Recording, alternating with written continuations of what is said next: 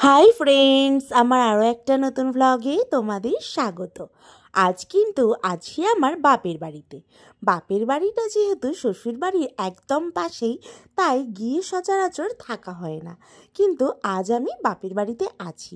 এই তো সকালবেলা আমার কাকিমা এখানে তুলসী পাতা বাটছে। রাম তুলসী পাতার রস এই শীতকালে কিন্তু মধু দিয়ে খাওয়া খুব ভালো, তাই একটুখানি আমি মধু দিয়ে রাম তুলসীর পাতাটা চিবিয়ে চিবিয়ে খেয়ে নিলাম। আর এখানে ভাইকে আর আমার ছেলেকে একটু কাকিমা রস থেতো করে দিয়েছে, সেটা মধু দিয়ে খাইয়ে দিলাম। এই তো বাবানও এখানে খেয়ে নিল। যাই হোক, বাপের বাড়ি মানেই কাজের চাপটা কিন্তু একটু কম। এই তো রাম তুলসীর পাতা খাওয়ার পরে গরম গরম চাও চলে এসছে। চাটা বিস্কুট দিয়ে ডুবিয়ে ডুবিয়ে এই ঠান্ডাতে খেতে খুব ভালো লাগছিল। তার কিছুক্ষণ পরেই কিন্তু এখানে আমি একটু ইডলি খেতে শুরু করে দিয়েছিলাম। পিসি একটু ইডলি কিনে এনেছিল। ইডলি খেতে না খুব ভালো লাগে, আর আমাদের এখানে ইডলিটা কিন্তু খুব সুন্দর করে, তাই পিসি কিন্তু এগুলো কিনে আনে। একটু কচুরি, একটু ইডলি, যখন যেটা খেতে ইচ্ছা যায় পিসি কিন্তু কিনে এনে খাওয়ায়।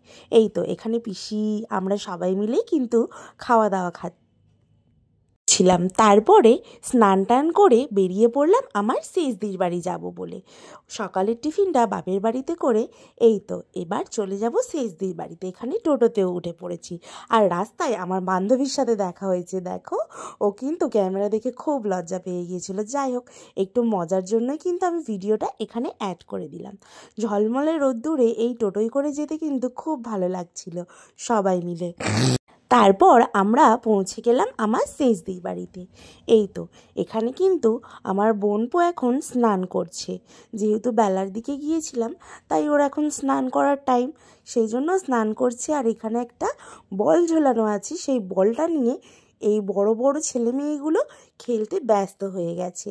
তারপর স্নান টান হয়ে যাওয়ার পরে সবাই মিলে ওরা এখানে খেলা করছে। আর এই রোদ্দুরে খেলতে তো খুব ভালো লাগে। আর আমি চলে এসেছি রান্নাঘরে।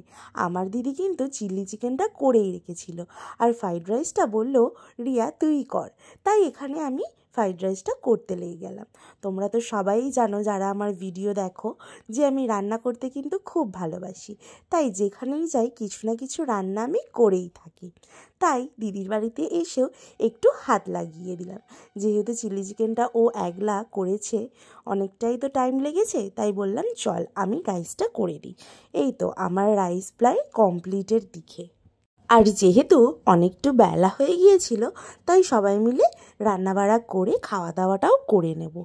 আর খাওয়া দাওয়ার পরে বলেছি ছাদে গিয়ে গল্প করব, তাই খাওয়া দাওয়া সেরে আমরা সবাই মিলে চলে এসেছি ছাদে গল্প করতে।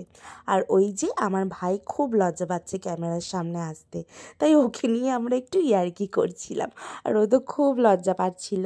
যাই হোক, গল্প গুজব করে এখানে কিন্তু সন্ধেবেলা চায়ের আড্ডা বসেই গেছে।